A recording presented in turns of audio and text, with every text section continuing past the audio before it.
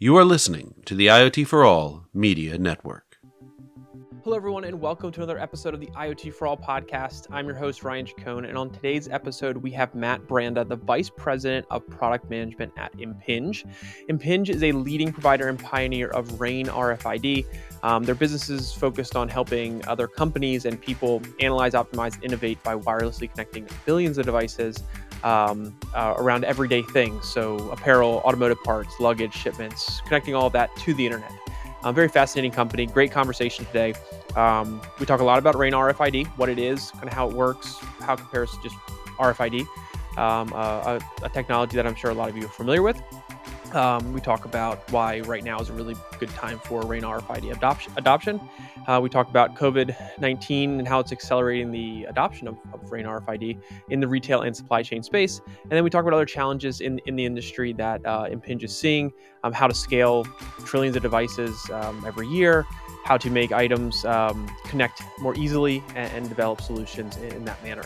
So a lot of great stuff here. But before we get into this episode, if any of you out there are looking to enter the fast-growing and profitable IoT market, but don't know where to start, check out our sponsor, Leverage. Leverage's IoT solutions development platform provides everything you need to create turnkey IoT products that you can white label and resell under your own brand. To learn more, go to iotchangeseverything.com. That's iotchangeseverything.com. And without further ado, please enjoy this episode of the IoT For All podcast. Welcome, Matt, to the IoT For All show. Thanks for being here this week. Yeah, thank you. Happy to be here. Absolutely. We're glad to have you. Let's kick this off by having you give a quick introduction about yourself, any background, information, relevant experience you think's interesting for our audience to know. Sure. Matt Branda, Vice President of our connectivity products here at Impinj. Been working in IoT for over 20 years now. Wow. Doing various roles, mostly focused on wireless technology. Mm-hmm. At Impinj, I'm responsible for a roadmap. So I really am defining new products, new technologies that we're bringing to market to connect the Internet of Things. So you were in IoT before it was IoT. Yes, yes, for sure. Yes. Very cool. So tell us a little bit more about Impinj. Kind of what do you all do? Role you play in IoT? Kind of an overview from that perspective. Yeah, Impinj is a leading provider and pioneer of RAIN RFID technology, which is a passive wireless technology that we're utilizing with the industry to extend the Internet of Things to actual things. So if you look at the Internet of Things, like I said, I've been working in it for quite a while. Right. To date, it's been mostly Internet of Devices. We're connecting smartphones, smart energy meters, smart appliances, smart industrial equipment. At Impinj, we're focused on connecting actual things, everyday things. And that gives us an opportunity to extend the IoT by a factor of 1,000. So when I say things, I'm talking about your clothes, your luggage, your food items, your tires are all things that we're connecting to the internet at Impinj. So tell me about, I think a good way to kind of bring this full circle for our audience is tell us a little bit about in a particular use cases of your technology in the market for a normal person that's listening to kind of get a sense of exactly what it's doing and the benefit and value it's providing versus what maybe was being done before. Sure. So if you look at one use case I love to talk about because it has both a benefit to business enterprises as well as consumers, is Delta Airlines is using our technology to tag their or to connect their luggage that's moving about an airport to track and so from a Delta Airlines perspective, it allows them to virtualize their operations. They get visibility into those bags as they move across an airport. So it optimizes their efficiency. It shrinks their loss of luggage, which is a big cost to airlines. Sure. But they extended that even further to the consumer. And so in your Delta application, you now have visibility into your bag. So as I'm sitting on an airplane about to take off, I can check my app and have visibility that bag has indeed gotten on that plane. Gotcha. And so that tracking of items, that connecting of items is something our technology enables. Just out of curiosity, what happens if you're on the plane checking your bag and it does not get on the plane? How do you handle that? Is that in the app too? Maybe a ping. You start to hit that button. Most panicked flight I'd ever have Exactly. is thinking my stuff's not on there. So what I want to ask you next, you mentioned about pioneering RAIN RFID. We've talked about RFID Yeah, on the show before. How does this differ, and how does it compare? What is the value it's providing as opposed to kind of what we all have come to know as on the RFID side? sure. Yeah. So one key aspect of the RAIN RFID is the passive RFID technology. Okay. And so what I mean by passive is it's batteryless. So when you talk about connecting things like a luggage or Yep. clothes or a food item, a battery is just not possible. And so it's a passive RFID technology. And then when you compare it to other passive RFID technologies that are also out there, such as NFC that's utilized for payments with your mobile Hmm. phone. Right. The difference with RAIN RFID really comes in the robustness of the link. So it allows us to get much longer ranges, so up to 10 meters of range versus Okay. the proximal nature that you get with NFC.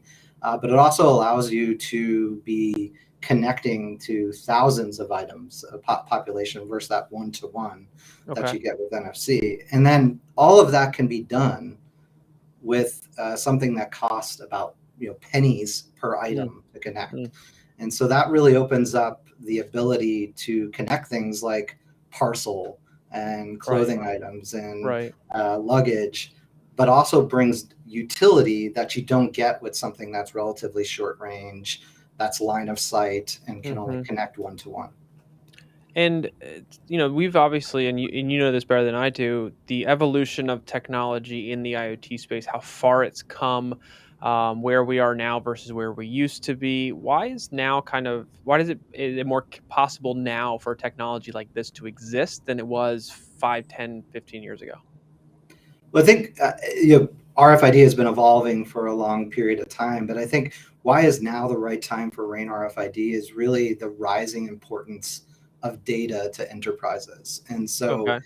when you look at, for example, the supply issues and the supply chain issues that we're hearing about in the news constantly, yes, part of that has to do to lack of inventory, but it also has to do with lack of visibility into that inventory. Sure. And so, Sure. why now is data is so important to enterprises, and RAIN RFID really gives enterprises and consumers visibility into data about their most important things, their assets that are moving across their supply chain, Yep. whether it's in an airport, a hospital, a retail store, or in an industrial environment. All of that is critically important to an enterprise, not only to operate more efficiently, but also to start to deliver more delightful experience to consumers. Is my package going to arrive on time? Yeah. Is my bag on the plane? Can Right. I, walk into a store and know that item is going to be there when I arrive at the store? All of that is possible with better visibility into my inventory, as not only when it's in a location, but as it moves across the supply chain. And out of curiosity, because when we talk about supply chain, it's been heavily connected to a lot of different things going on in the world, and COVID-19 is one of them. How has kind of the pandemic and the everything that happened during the last number of years kind of accelerated the adoption of the technology, particularly in the retail and supply chain space? And tell us a little bit more about kind of that evolution and implementation of the technology due to kind of what we've been going through with the pandemic. I mean, these trends existed pre-pandemic, but it definitely shone a light on what happens when you don't have efficient operations and visibility into your inventory. So if you look at retail, retailers that have equipped their operations with RAIN RFID have been much more successful in dealing with some of the market dislocations as a result of COVID. A much bigger shift to e-commerce, a much bigger shift to omni-channel fulfillment, where consumers are not just buying in the store, they're buying online, they're buying in various different channels. This is Right. giving them the ability to know that item is going to be where they say it's going to be when that consumer arrives. And so what we're seeing is retailers that have made that investment are being able to react to these market dislocations in a much more efficient manner and now are looking for ways to optimize or take advantage of that investment for other things that the pandemic has brought to light. So one of the key things that we're seeing with retailers after the pandemic is a need for an acceleration of more frictionless checkout experience. Sure. And so I've invested in RAIN RFID to track inventory in my store. Now I can utilize that technology to also enable self-checkout machines and a much more frictionless checkout experience. Have you seen a pivot or maybe reprioritization of certain use cases over the last 2 years because of the pandemic that maybe going before we knew, obviously before the pandemic happened, you all were thinking, okay, here are the use cases that are going to kind of lead the way that we're going to focus on. And then due to the pandemic, it's kind of shifted potentially a lot of your customers or just the demand for what is that you're doing to something maybe you were not expecting by chance?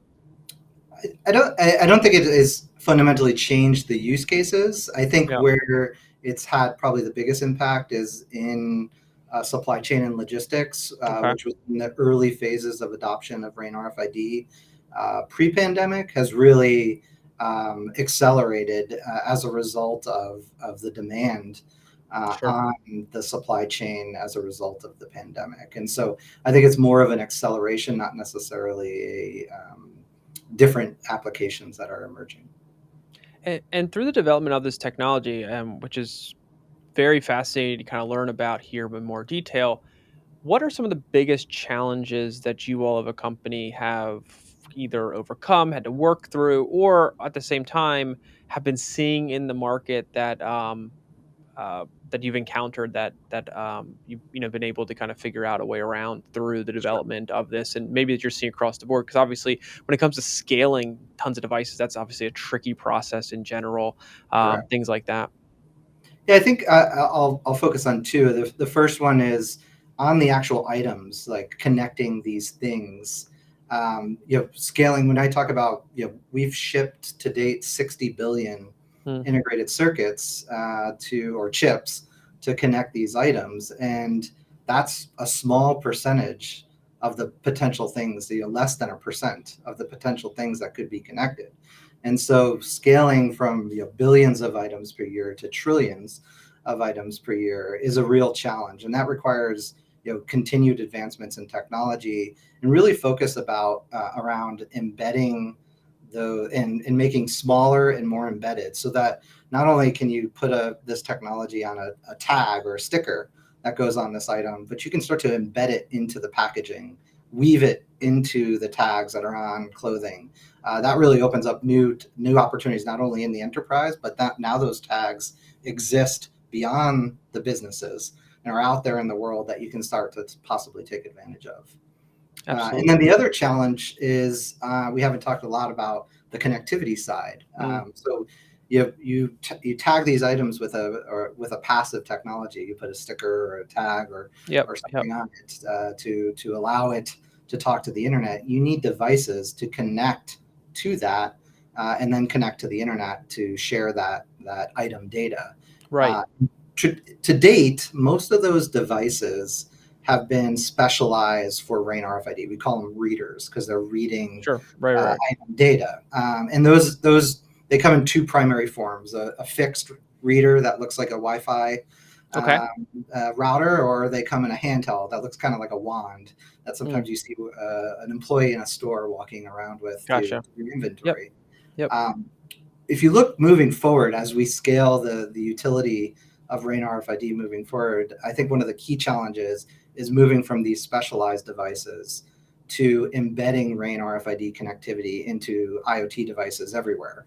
And Mm. so you get this, you're carpeting the planet with read points to take advantage of those billions of items that are connected. And so it allows RAIN RFID connectivity to be embedded into a Wi-Fi router, to be embedded into a POS machine directly. Sure. So it's not a specialized connectivity device; it's embedded into that. And so part of the technology that we've been working on is making that connectivity much smaller, much lower power, much more accessible to IoT developers.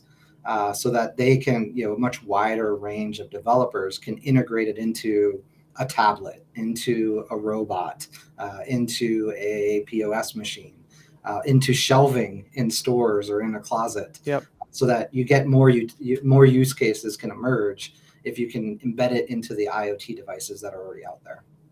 And if I'm listening to this as somebody who's maybe coming across RAIN RFID for the first time, what would you say to somebody trying to understand if this is the right technology for their individual use case? What kind of characteristics of a use case or an IoT solution, or I guess problem that they're trying to solve, um, is this more ideal for versus not as ideal for? And how could people that are listening be thinking about where this fits into the general landscape when they're trying to build a solution or adopt a solution and make sure they have the right technology to fit the use case and not be overkill, but also not perform poorly? Just how does that kind of educational Sure. process go when you talk to potential customers?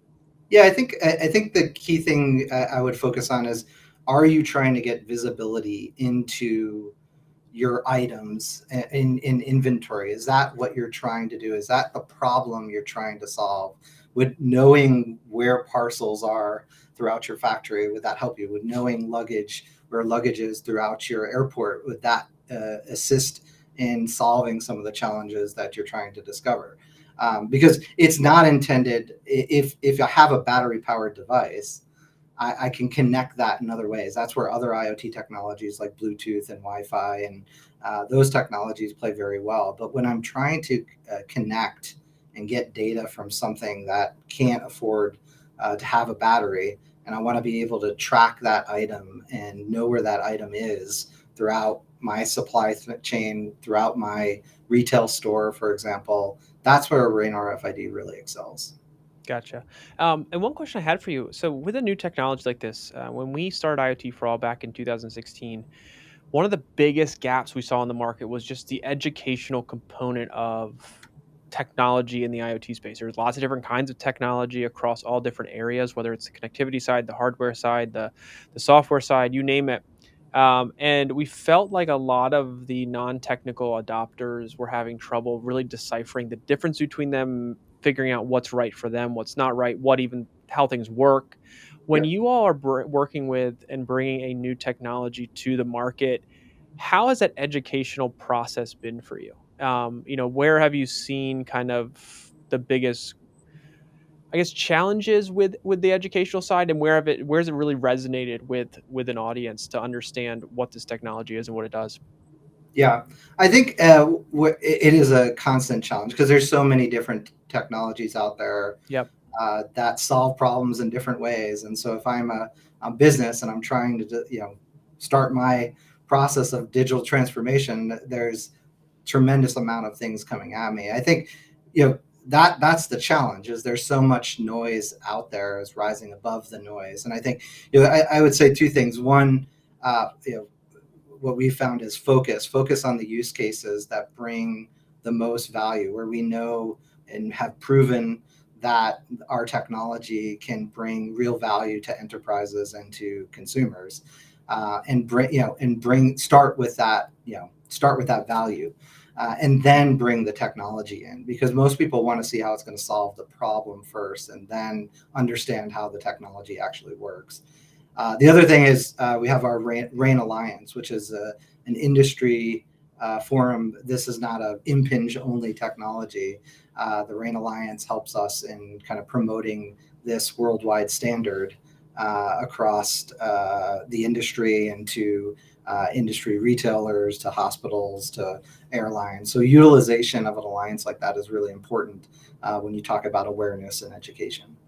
Absolutely. Yeah, it's super fascinating to talk to anyone who's kind of very close to the creation and the as you put it earlier, the pioneering of something new in the space. Just to kind of understand how you've been able to not just develop it, but bring it to market and get people to understand and adopt it based around the value that it provides. So it's super fascinating to kind of have this chat with you. For our audience out there who wants to learn more, kind of get a better sense, maybe follow up with questions even, what's the best way that they could do that? I guess first go to www.impinj.com. We have a lot of great information on our website, not only about our products, but also about the RAIN RFID technology. in general. And then, there's lots of information there too on how to contact Impinj to receive more information. Fantastic. And last question I would ask you is, what does the future of this look like? Like, where does this technology go? What use cases maybe are on the horizon that you're most excited about? What kind of things is this going to enable that, or even what kind of I guess upgrades and new features and applications do you see this enabling? Yeah, I think what I'm most excited about for the future, we talked about a lot about the use cases that are happening Yep. right now, is the possibility and the real possibility of RAIN RFID extending into the consumer world. And so as you start to not only embed the tags into items that are now in the consumer world, but embed the reading technology into consumer IoT devices, you can envision smart appliances being able to read food, for an example, or your doorbell being able to read your parcel that was delivered on your steps. And so I'm really excited about the opportunities of where the technology is evolving, of emerging beyond just solving enterprise problems, but solving real consumer problems as well. Absolutely, yeah. It's the more I've learned about this technology and through this conversation, even it just your brain can kind of just go crazy thinking about all the potential applications, and Absolutely. it's super fascinating. It's been great to just kind of have more exposure to everything going on in Impinj since we were introduced to each other a number of months back, and we really look forward to kind of getting more information about this out. So Matt, thanks again for taking your time today, Yeah, thank you. sharing your expertise. Yeah, it's been great. We're going to have us doing some more content around solutions and hardware and other types of things I think will be very applicable to kind of bring you in to talk about from your perspective. So we'll have to find other opportunities to work together. But this is a great first piece of content that your audience is going to get a ton of value out of. Yep, it was great talking to you, Ryan. Thank you. Yep.